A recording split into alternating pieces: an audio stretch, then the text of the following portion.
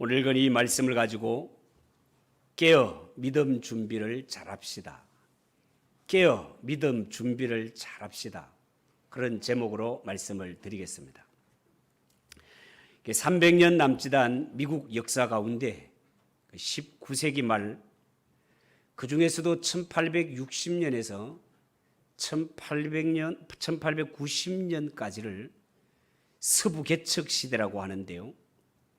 이때 그들에게 가장 중요한 일은 누가 빨리 서부로 달려가서 땅을 많이 차지하느냐는 것이었습니다. 이러는 중에 어떤 백인이 서부 지역의 지리를 잘 알고 있는 인디안의 안내를 받아서 말을 몰고 서부로 달려가고 있었습니다. 자, 그런데 이 길을 안내하는 인디안에게 한 가지 습성이 있었습니다. 이 인디안은요, 꼭 사흘을 말 달린 후에는 더 이상 달리면 안 된다고 하면서 하루를 꼭 쉬는 것이었습니다. 이때는 누가 빨리 달려가서 땅에 깃발을 꽂느냐에 따라서 자기 땅이 결정되는 시기였기 때문에 하루라도 더 빨리 달려가서 더 많은 땅을 차지하는 것이 그들의 최고의 관심사였단 말입니다. 그런데 사흘마다 하루를 쉰다는 것은 이 백인에게 있어서는 엄청난 큰 손실을 가져오는 그런 일이었습니다.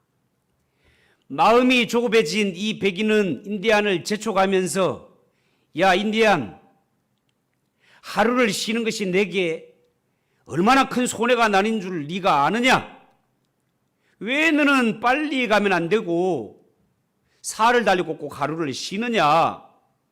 엉망 섞인 말투로 물어보았습니다. 그때 인디안은 이런 대답을 합니다. 그동안 우리가 너무 빨리 말을 타고 달렸기 때문에 아직 우리의 영혼이 미처 우리를 따라오지 못하고 있습니다. 그러니까 우리가 여기 쉬면서 우리의 영혼이 도착할 때까지 기다렸다가 가야 됩니다. 라고 대답을 했다는 거예요. 여러분, 우리가 이 이야기를 여러 가지 생각을 하며 들어야 될 이야기일 것 같습니다. 여러분, 우리가 지금 이 자리에 모여서 하나님 앞에 예배를 드리고 있습니다만은 혹시 여러분들은 예배 현장에 여러분의 몸만 와 있는 것은 아닙니까? 정말 이 자리에 우리의 영혼이 함께 주를 바라보며 갈급한 마음으로 예배를 드리고 있습니까? 마음의 문도 활짝 열고 기문도 활짝 열어 말씀을 들을 준비가 되셨는지요? 오늘 읽은 이 성경 말씀은 우리가 잘 아는 열처녀 비유인데요. 여기에 보면 지혜로운 5 처녀와 미련한 5 처녀가 나오고 있습니다. 이들에게는 한 가지 공통점이 있었는데요. 뭔가 하면 모두가 등불을 들고 신랑을 기다리고 있었다는 겁니다. 중요한 것은요, 신랑을 기다리고 있는 이 성경에 나오는 열처녀가 해석을 하면 오늘날 예수님의 재림을 기다리는 성도들의 모습을 대변하고 있다라는 겁니다. 여러분, 정말 그렇습니다. 종말을 살아가는 성도들은 모두가 등불을 들고 주님의 재림을 기다리는 자들 맞습니다. 그런데 문제는요, 오늘 이 성경에 나오는 열처녀가 모두가 다 신랑을 잘 맞이해서 혼인잔치에 들어갔다, 그렇게 결론이 맺어지는 것이 아니고 열처녀 가운데 5명은 혼인잔치에 들어가게 되고 5명은 쫓겨나게 되었다. 50%가 쫓겨남을 당했다라는 것이 우리를 정말 가슴 섬찟하게 만드는 그런 말씀이다라는 겁니다. 여러분, 우리 주위에 성공하는 자와 실패하는 자를 살펴보면 성공하는 자와 실패하는 자가 절대로 많이 차이가 나거나 크게 차이가 나지 않는다는 겁니다. 세계에서 가장 고급 호텔로 알려진 힐튼 호텔의 창업자인 힐튼 사장이 이런 말을 한 적이 있습니다.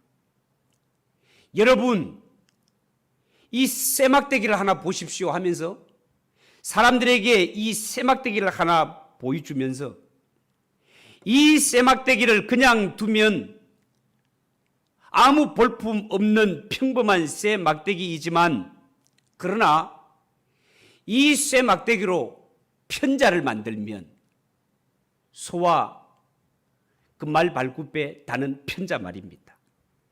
이것으로 편자를 만들면 10달러를 벌 수 있고 이것으로 바늘을 만들면 3,250달러를 벌 수 있습니다. 그리고 이것으로 용수철을 만들면 250만 달러를 벌 수 있습니다. 라고 말했습니다. 여러분, 평범한 쇠막대기 하나지만 이것을 어떤 용도로 활용하는가에 따라서 그 가치가 완전히 달라진다는 겁니다. 아주 작고 단순하고 간단한 생각의 차이가 인생의 성공과 실패를 가져오게 되고요. 때로는 그것이 복이 되기도 하고 화가 되기도 하며 때로는 그것이 나를 생명의 길로 인도하기도 하고 멸망의 길로 인도하기도 한다라는 겁니다. 여러분, 오늘 이 성경에 나오는 열처녀가 우리가 볼 때는 겉으로는 똑같이 등불을 들고 신랑을 기다리고 있었습니다. 별로 다를 바가 없는 것처럼 보입니다. 똑같은 장소에서 똑같은 등불을 들고 똑같이 신랑을 기다리고 있었습니다. 자, 그런데요, 신랑이 도착했다, 맞으러 나와라, 문지기의 소리를 듣는 순간 상황이 완전히 달라집니다. 열처녀는 모두가 더 밝은 빛으로 신랑을 맞이하기 위해서 등불의 심지를 가지건 높였습니다. 그런데 미련한 5 처녀의 등불은 그 불꽃이 까물까물 빛을 잃어가고 점점 흔들리고 있었습니다. 이렇게 중요하고 결정적인 순간에 그들이 가진 등불은 더 이상 빛을 발하지 못하고 꺼져가고 있었던 것입니다. 참으로 안타깝고 참으로 난처한 이러한 일이 벌어지고 있었습니다. 왜 이런 일이 벌어지고 있었을까요? 미련한 5 처녀, 그들은 스스로 생각하기를 이 정도 등불이면 충분히 신랑을 맞이할 수 있다라고 그렇게 여겼기 때문입니다. 그러나 결과를 놓고 보았을 때 그들이 가졌던 이 정도 등불이면 충분히 신랑을 맞이할 수 있겠지라는 것은 착각이었고 방심이었습니다. 그들이 가진 등불은 신랑을 맞이하기에 부족했습니다. 여러분, 실패하는 자들 가장 큰 특징 중에 하나도 자기 만족입니다. 이 정도면 됐다, 이 정도면 충분하지, 그렇게 여기는 것입니다. 그러나 성공하는 자들은요, 그 마음이 아직도 나는 부족하다, 아직도 나는 멀었다라고 생각을 하고 끊임없이 땀을 흘리고 끊임없이 노력한단 말입니다. 종말을 살아가는 성도가 그 신앙의 마음 자세가 바로 이러해야 된다는 것입니다. 성도가 신앙생활을 할 때 절대로 이 정도면 됐다, 이 정도면 충분하다, 이런 마음으로 하는 것이 아니라 더 부족한 마음으로, 늘 더 달려가는 마음으로 그렇게 해야 된다, 그 말입니다. 주를 위해 봉사할 때도 저는 아직 부족합니다. 하나님 앞에 기도를 내도 나는 아직 부족합니다. 하나님 앞에 전도를 내도 더 부족한 마음으로 하란 말입니다. 성도는 삶의 현장에서도 마찬가지입니다. 더욱더 땀을 흘리고 더욱더 노력하고 더욱더 자신을 위해 투자하고 이 모든 것들이 모여서 우리의 인생을 빛나게 하는 등불의 기름이 된다는 사실을 명심하고 또 명심해야 됩니다. 그렇지만은요, 미련한 사람들은 이 정도면 됐어, 이 정도면 충분해, 이런 생각으로 별도의 기름을 준비하려고 하지를 않습니다. 신앙적인 측면에서 볼 때 이런 마음가짐은 어쩌면 교만일 수 있습니다. 태만일 수 있습니다. 심지어 영적 타락일 수도 있습니다. 영적으로 교만하고 영적으로 타락하는 것은요, 마귀가 기뻐할 일이며 여기에 빠지는 사람은 신앙의 경주를 끝까지 잘 달릴래야 달려갈 수 없는 것입니다. 그렇지만요, 오늘 이 성경에 나오는 지혜로운 5 처녀, 이 지혜로운 5 처녀를 보십시오. 그들은 어떻게 해서 이 신랑을 잘 맞이할 수 있었을까요? 그것은요, 그들의 마음 중심에는 이 정도의 기름으로는 아직도 부족하다, 더 준비해야 된다라는 갈급한 마음이 있었습니다. 내가 가지고 있는 이 등불의 기름, 이 기름보다가도 더 많은 기름이 필요하다라고 생각을 했고, 늘 부족하다는 이 생각, 이 마음가짐이 이 지혜로운 5 처녀로 하여금 준비하는 신앙을 갖도록 하는 것을 볼 수 있습니다. 여러분, 가나안 땅에 들어간 요셉 지파처럼 우리는 하나님 앞에, 하나님 우리에게 더 많은 기업을 주시옵소서, 우리에게 더 많은 기업을 주시옵소서라고 요구할 필요가 있습니다. 하나님의 일을 할 때는 절대로 지금의 형편에 만족함을 느끼면 안 됩니다. 사실 엄밀히 말하면 우리 모두는 하나님 앞에 다 부족하고 연약한 존재들 아닙니까? 하나님이 한순간도 붙들어주지 않으면 하루도 10번씩 넘어지는 연약한 존재가 우리 아니냐, 그 말이에요. 그리고 우리가 살고 있는 이 땅에는요, 아직도 복음을 듣지 못하여서 이 어둠의 영들에게 고통받고 있는 자들이 얼마나 많은지 모릅니다.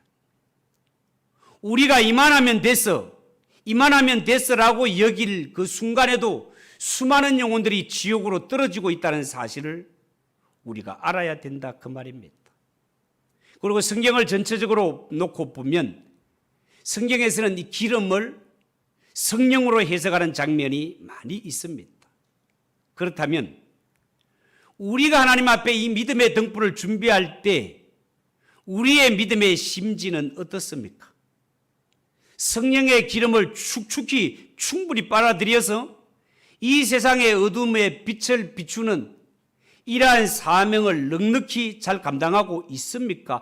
아니면 미련한 5 처녀의 등불이 까물까물 꺼져가는 것처럼 우리가 들고 있는 믿음의 등불이라는 것이 점점 빛이 약해지거나, 아니면 이미 기름이 바닥을 드러내어 그냥 그스름만 까물까물 나고 있지만 우리가 이 상태를 파악하지 못한 채 영적으로 졸며 잠에 빠져 있지는 않습니까? 저는 오늘 이 시간 전해지는 이 말씀이 여러분 중심으로 듣고 이 말씀을 통해 자신들의 영적 상태와 이 영적 심지를 한번 점검해 보았으면 좋겠습니다. 오늘 이 본문을 통해서 밝혀진 것은요, 이 10처녀 가운데 5명이 현재 기름이 부족하다는 것입니다. 그런데요, 이 지혜로운 5 처녀는 내가 가지고 있는 이 등불, 이 기름으로는 신랑을 맞이할 수 없다는 사실을 알고 별도의 그릇에 준비된 기름을 갖추고 있었다라는 것입니다. 여러분, 오늘 읽은 10처녀 비유 사건은요, 종말을 살아가는 성도들에게 참으로 중요한 교훈과 함께 어쩌면 신앙의 경종을 울리는 말씀이라 하겠습니다. 왜냐하면 우리가 살고 있는 이 세상은 갈수록 죄악으로 어두워져 가고 이 죄악의 위험 수위가 점점 높아져 있기 때문에 그렇습니다. 그렇기 때문에 이렇게 죄악이 간영하고 점점 죄악으로 어두워지는 이 세상에서 하나님의 자녀들이 믿음을 지키고 끝까지 예수님의 재림을 잘 영접하기 위해서는 더 많은 성령의 기름 부으심을 받아야 되고 더 열심을 내고 더 열심을 내어 성령 충만을 사모하며 살아가는 것이 종말을 사는 성도의 모습이어야 된다 그 말입니다. 그렇지만 저는 요즘 한국교회와 성도들의 모습을 볼 때, 특별히 코로나19가 전 세계를 휩쓸고 있는 이러한 때에 한국교회와 성도들의 모습은 지혜로운 다섯 처녀와 미련한 다섯 처녀를 놓고 볼 때 한국교회의 모습은 어느 쪽인가를 살펴볼 때 지혜로운 처녀 쪽보다는 미련한 처녀를 보는 것 같아서 너무나 안타깝습니다. 오늘 5절에 보면 신랑이 드디 오므로 다 졸며 잘세 그렇게 말하고 있습니다. 현대교회는 갈수록 영적으로 깨어있지 못하고 잠자는 영혼들이 점점 늘어나고 있다는 것입니다. 코로나19가 우리에게 단 한 번도 경험해보지 못했던 이러한 일이었기 때문에 우리가 처음 예배를 온라인으로 드리고 이렇게 할 때는 예배도 온라인으로 한번 드려보는 것도 또 이런 방법도 있구나 신기하기도 하고 또 그렇게 하고 이 질병을 예방하는 차원에서 이렇게 해야 되겠다라는 마음도 들었던 것이 사실입니다. 그런데 오늘날 많은 한국교회 성도들 가운데 온라인으로 예배를 드리는 것도 괜찮네라고 해서 앞으로도 예배당에 가지 않고 그냥 집에서 방송으로 예배를 드려도 되겠구나 라고 생각하는 자들이 많이 늘어났다는 거예요. 뿐만 아니라 주님의 날은 말 그대로 사람의 날이 아니라 주님의 날, 주일은 하나님의 날이건만 이 주일조차도 휴가를 가고 놀러를 가면서 그냥 이 휴대폰을 통해 가지고 영상으로 예배를 드리면 그것으로 되는 줄로 생각하고 그렇게 주일을 마음껏 범하는 이러한 일들도 한국교회에 지금 스며들고 있다라고 지금 일선에서는 얼마나 염려하고 걱정하는지 모릅니다. 여러분, 이 온라인 예배는 정말 우리가 너무나 힘들고 어려운 이런 지경, 위험한 지경이어서 정말 우리가 이렇게 어쩔 수 없는 상황에서 그렇게 드리는 것이지, 예배는 하나님 앞에 인격과 인격의 만남이라는 사실을 믿으시기 바랍니다. 하나님 앞에 나와서 예배를 드리는 것이 옳다 그 말입니다. 물론 명절이 되면 저 멀리에 있는 이러한 자녀들이 부모님께 올 수 없는 형편이어서 전화를 통해 안부를 묻고 화상 전화를 하고 묻는 그것도 그나마 괜찮지만, 그러나 진짜 부모님이 원하는 것은 내 사랑하는 자녀들이 명절이 되면 부모님께 몸을 보이는 것이 효도인 줄 믿으시기 바랍니다. 몸을 보이고 대면해서 보는 것이, 이것이 효도인 것처럼 하나님 앞에 예배는 인격과 인격의 만남이기 때문에 하나님 앞에 나와서 몸을 보이며 예배를 드리는 것이 정말 중요하다 그 말이에요. 오늘 이 성경에 보면 신랑이 드디어 오니 미련한 처녀뿐만 아니라 지혜로운 처녀들도 함께 졸고 있었습니다. 이렇게 모두가 잠자고 있는 상황에서 오직 졸지 않고 잠자지 않고 있는 한 사람을 발견하게 됩니다. 그 사람이 누굽니까? 신랑이 오면 문을 열어줘야 할 문지기. 문지기는 잠들지 않고 깨어 있었습니다.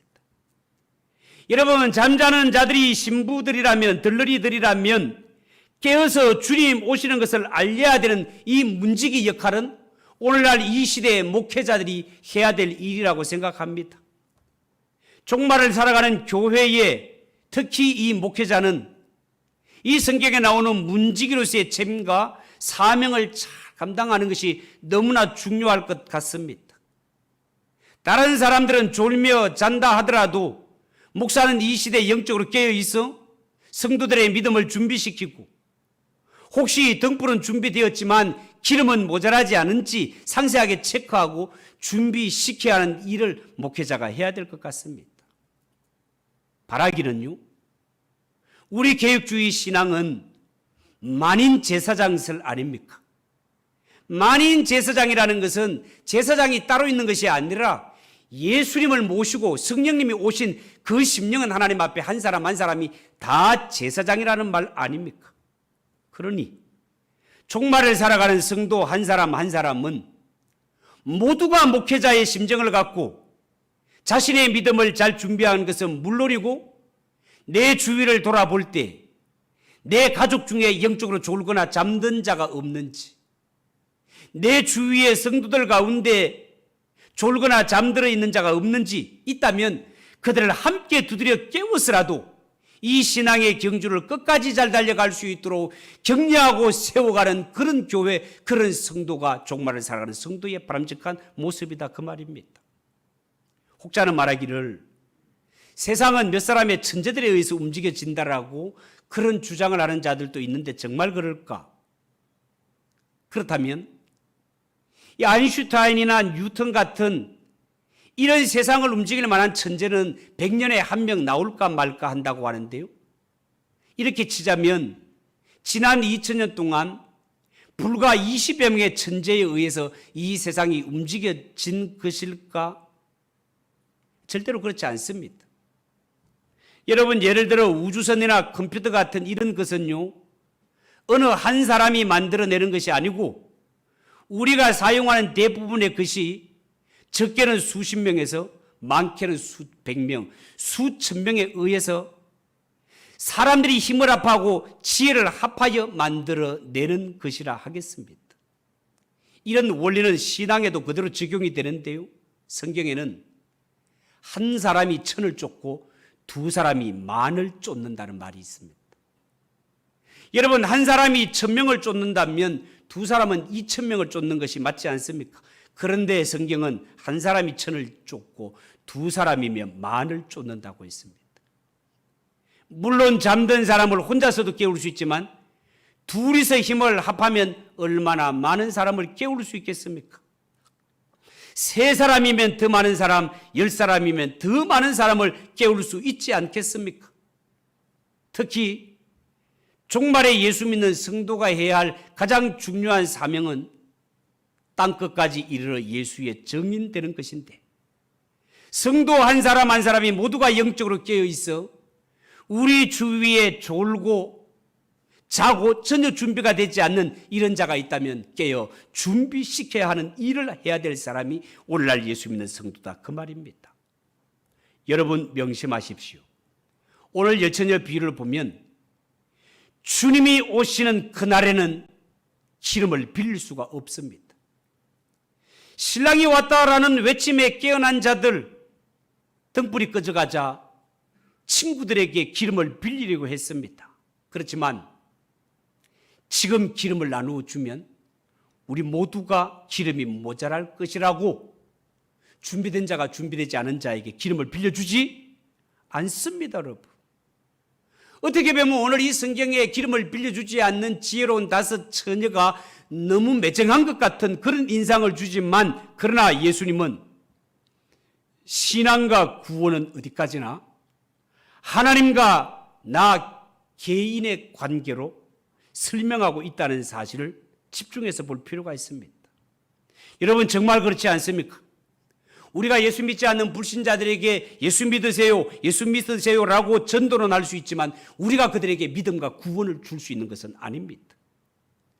구원은요, 남의 믿음이 아니라 내 믿음으로 받는 것입니다.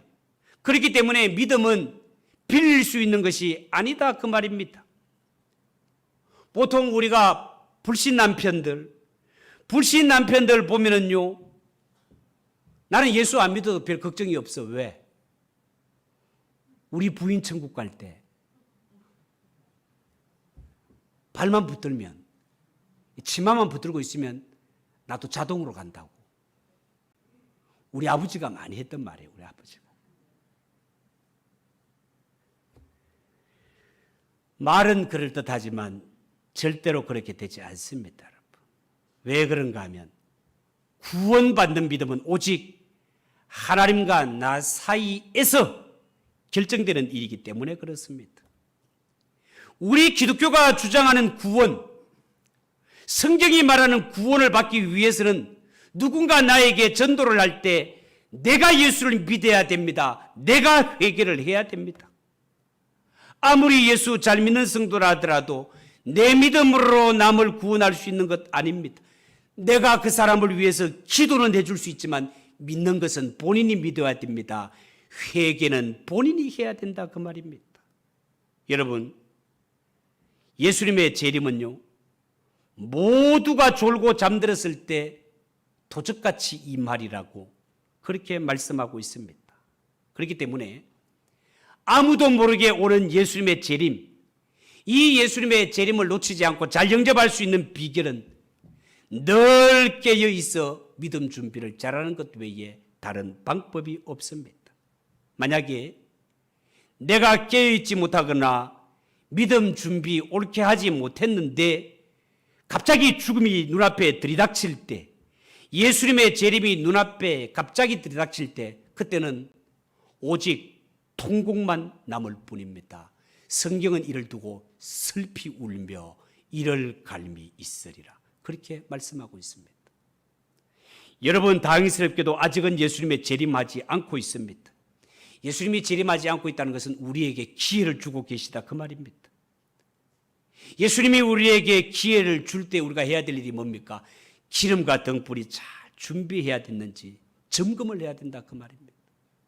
혹시 지금 나에게 모자라는 것이 없는지 지금부터 깨어 준비해야 된다 그 말입니다. 만에 하나도 우리의 마음속에 괜찮아, 나는 이만하면 됐어, 나는 이만하면 됐어라는 생각이 있으면 그 생각을 벗어 버려야 된다 그 말입니다.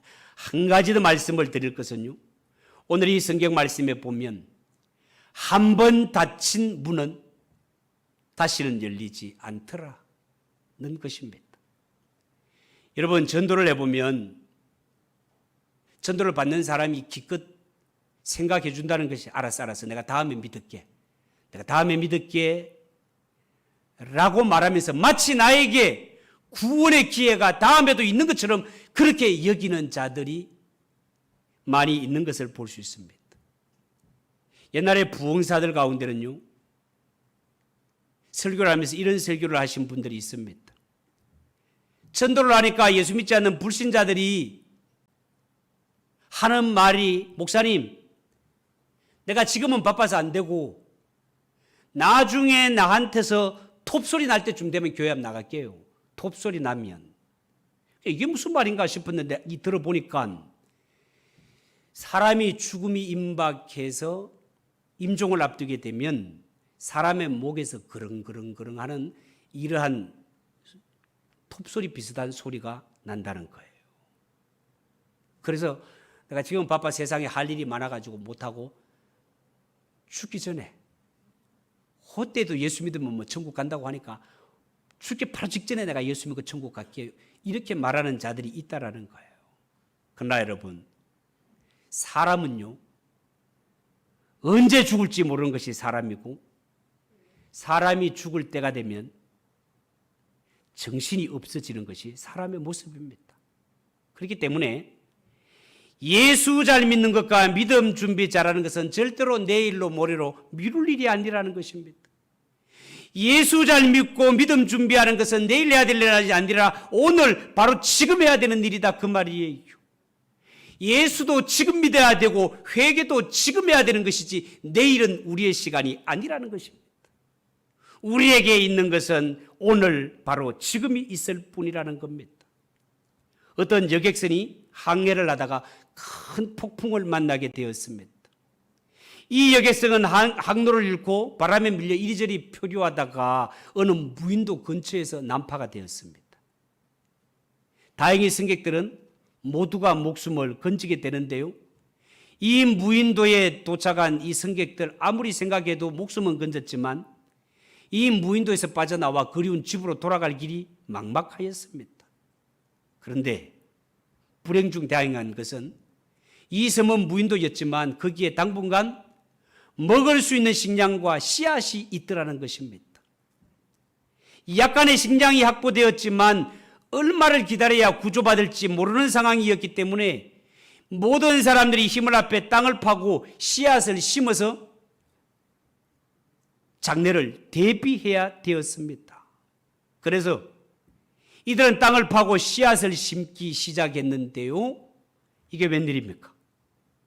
땅을 파니까 땅을 파는 곳곳에 금덩어리가 여기저기 나오는 거예요. 이 땅 속에서 금붙이가 나오자 씨앗을 심던 사람들, 야, 이게 도대체 무슨 일이고 하면서 이 금을 캐느라 씨 뿌리는 일을 잊어버리고 말았습니다. 더 이상 씨앗을 심는 것 따위는 필요 없고, 왜? 땅만 파면 여기저기서 금붙이가 나오기 때문에. 사람들이 금을 얼마나 좋아합니까? 그런데 그 좋아하는 금이 땅을 파면 땅 속에서 막 나온단 말이에요. 얼마나 신나는 일입니까? 그렇게 정신없이 금붙이를 파느라 몇 달을 보내게 되는데 어느 날 정신이 번쩍 들기를 양식이 다 떨어지고 없는 것입니다. 그때야 정신이 번쩍 들어서 야, 우리가 씨앗을 심다가 이게 무슨 일이고 라고 그렇게 정신을 차렸지만 시기를 놓치고 말았습니다. 오랜 세월이 지난 후에 다른 사람이 이 섬에 발길이 다 들어가 보니까 이 섬에는 흩어져 있는 금덩어리와 많은 사람들이 굶어 죽은 시체들밖에 없었습니다. 여러분, 영생에 걸려있는 구원의 문제를 절대로 세상의 쾌락에 빠져 다음으로 미루면 안 됩니다. 지금이야말로 주님의 재림을 준비할 때고 자다가 깨어날 때라는 사실을 믿으시기 바랍니다. 명심하십시오. 이 구원의 문은 한번 닫히면 다시는 열리지 않습니다.